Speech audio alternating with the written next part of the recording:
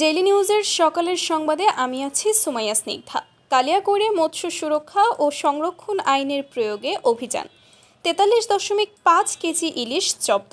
সোহেল রানার প্রতিবেদনে থাকছে ডেস্ক রিপোর্টে। গাজীপুরের কালিয়াকৈরে মৎস্য সুরক্ষা ও সংরক্ষণ আইন বাস্তবায়নে ভ্রাম্যমাণ আদালতের অভিযানে 43.5 কেজি ইলিশ জব্দ করা হয়েছে। শনিবার সকালে উপজেলার শ্রীফলতলী এলাকায় এ অভিযান পরিচালনা করেন উপজেলার সহকারী কমিশনার ভূমি ও নির্বাহী ম্যাজিস্ট্রেট দিল আফরোজ। ইলিশের প্রধান প্রজনন মৌসুম চলমান 4 অক্টোবর থেকে 25 অক্টোবর পর্যন্ত। এই সময়ে ইলিশ আহরণ, বিক্রয়, মজুত, পরিবহন ও বাজারজাতকরণ সম্পূর্ণ নিষিদ্ধ এবং আইনগত দণ্ডনীয় অপরাধ।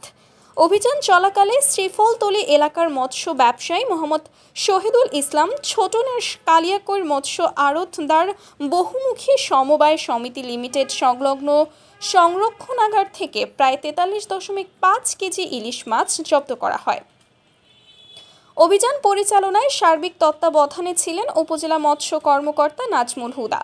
উপস্থিত ছিলেন FA মোসলেহ উদ্দিন আহমেদ, উপজেলা মৎস্য অফিস সহায়ক আসানন্দ, কালিয়াকৈর মৎস্য আড়তদার বহুমুখী সমবায় সমিতির কোষাধ্যক্ষ সোহেল রানা, মাছ ব্যবসায়ী মোহাম্মদ আব্দুল জমির হোসেন, নজরুল ইসলাম, জসিম প্রমুখ। নির্বাহী ম্যাজিস্ট্রেট দিল আফরোজ জব্দকৃত ইলিশ মাছ স্থানীয় 4টি এতিমখানা ও মাদ্রাসায় বিতরণ করেন। তিনি জানান, মৎস্য সম্পদ সুরক্ষা ও সংরক্ষণে এই ধরনের অভিযান নিয়মিতভাবে চলবে। Daily news, Dhaka.